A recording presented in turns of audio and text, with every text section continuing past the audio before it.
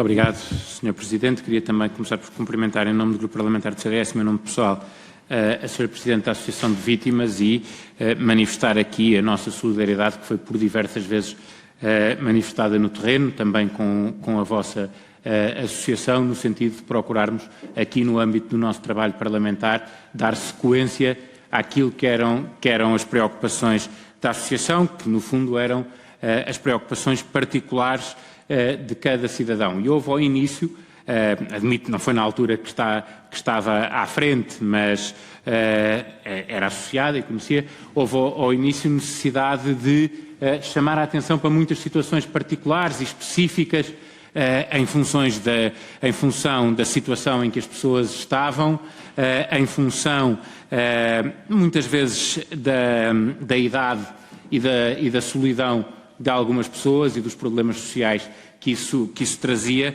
Hoje, felizmente, essa parte parece mais distante, mas há uma consequência positiva e uma consequência negativa disso. A consequência positiva é eminentemente material, porque efetivamente foram reconstruídas e repostas algumas das situações. A consequência negativa é que a parte de sofrimento, principalmente no que diz respeito às famílias das vítimas e às próprias vítimas que sobreviveram e que lidam com essa situação, isso parece passar um bocadinho ao lado, mas é muito importante.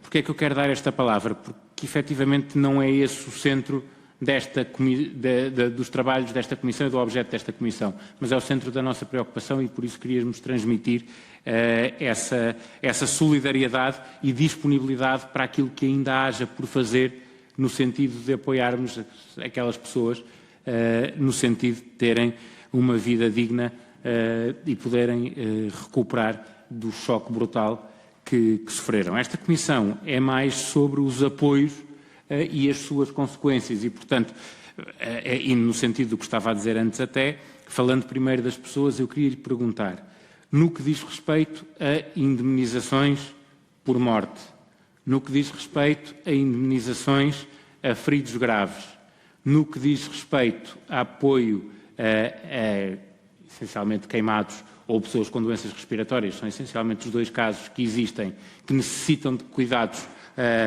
prolongadamente, alguns deles para o resto da vida, correu e está tudo resolvido ou bem encaminhado nos casos de quem continua a precisar de cuidados, ou há ainda situações que não estejam resolvidas ou que precisem de ser revistas? Muito obrigado, Sr. Deputado. Para responder, Sra. Presidente. Obrigada. Que tenhamos conhecimento, não há nenhum processo que esteja por terminar. Eventualmente há de um ferido grave que está ainda, mas queremos que esteja praticamente com a situação solucionada.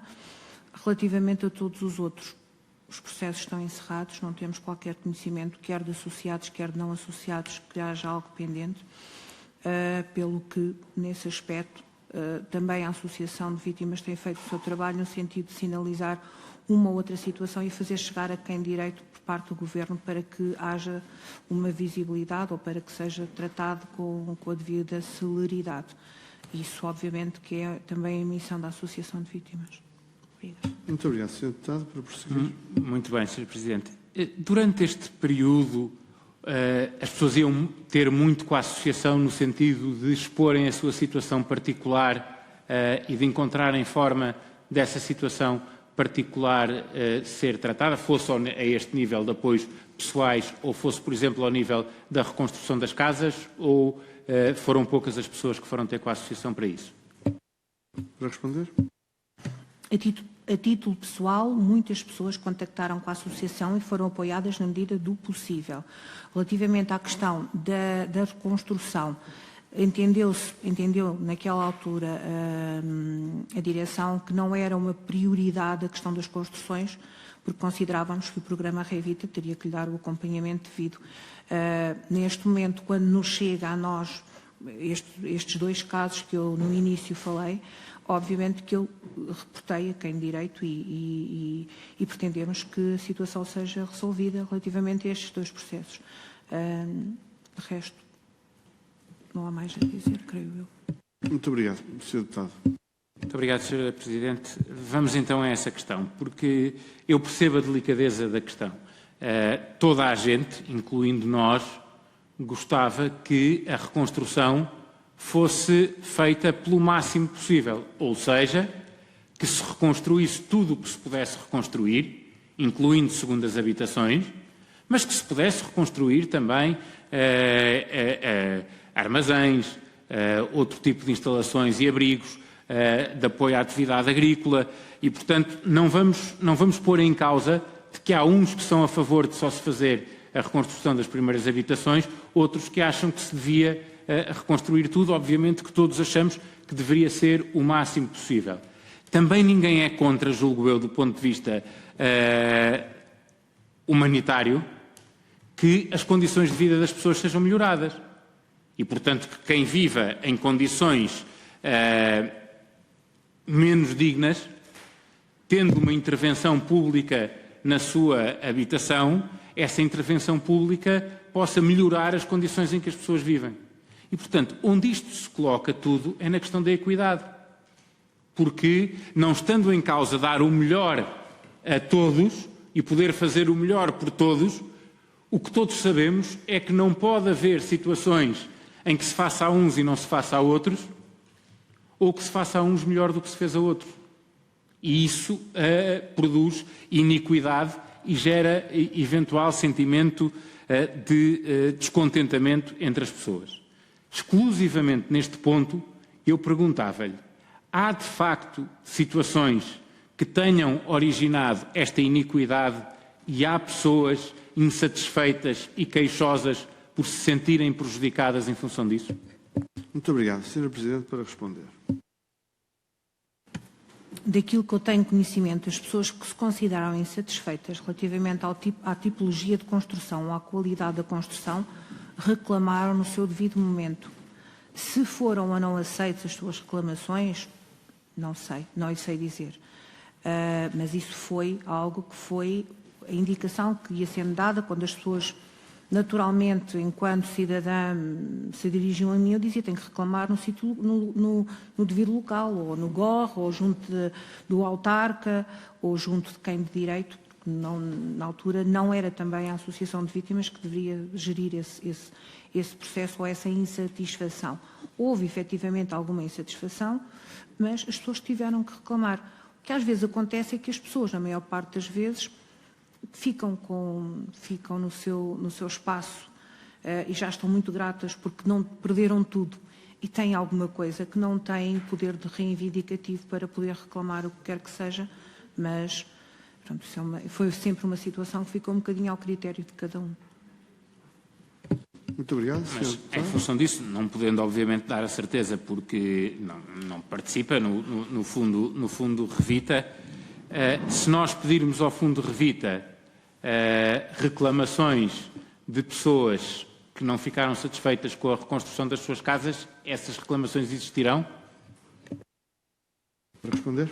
Muito possivelmente não. Não há essa capacidade. Estamos a falar com pessoas maioritariamente acima dos 60 e muitos 70 anos, não é? Portanto, ou os seus filhos o fariam, ou não tendo filhos, nada seria feito. Portanto, e porque há, por parte de todas as pessoas que viram as suas casas reconstruídas, uma grande gratidão pelo que se já tem. Entre perder tudo, fazerem alguma coisa ou ter muito mais, ficam satisfeitos com o que têm. É um bocadinho essa a filosofia de vida. Muito obrigado. Sr. Deputado João Pinheiro Almeida. Muito bem. E relativamente àqueles casos de que já falou, de ruínas que deram origem a casas ou de corrais que pudessem dar origem a casas também, isso tem muito a ver, eu diria que tem tudo a ver com o objeto desta comissão, porque dentro daquele critério de justiça que eu disse, acho que não haverá ninguém que ache que faz sentido transformar uma ruína numa casa ou um corral numa casa antes de ser possível reconstruir segundas habitações. Habitações de pessoas que estão deslocadas dentro do território nacional ou até, casos que existem vários, de pessoas que estão imigradas, que investiram tudo na casa, na sua terra, o que é uma coisa muito normal também, não só naquela região, mas em todo o país, as pessoas fazerem as suas poupanças ao longo da vida e investirem as poupanças da vida na construção de uma casa na região, na terra de onde são originários, não passaria pela cabeça de ninguém uma hierarquia de prioridades que pusesse uma ruína à frente de uma segunda habitação. Mas pode confirmar que isso efetivamente aconteceu, que há segundas habitações que não estão reconstruídas e que há, pelo menos, um caso de uma ruína que deu origem a uma casa. Para responder, Sr. Presidente. Pois eu não posso evitar os factos, eu não posso dizer que não vi ou que não estou em frente a situações dessas. Portanto, efetivamente aconteceu. A forma como as coisas foram geridas ou deixaram de ser, não o sei dizer. Aquilo que eu sei e que me descansou quando li pela primeira vez a questão do Revita, o que é que era necessário, a documentação que era necessária para poder aceder ao fundo, eu fiquei descansada, porque se as pessoas tinham que ter um contador da água ativo desde não sei quanto tempo antes da tragédia, se tinham que ter um contador de luz a funcionar naquele espaço, para mim seria mais do que... Eu fiquei sempre muito descansada, no sentido em que, ok, isto vai correr bem. Portanto, quando verifiquei uma outra situação que eram por demais evidentes, não é?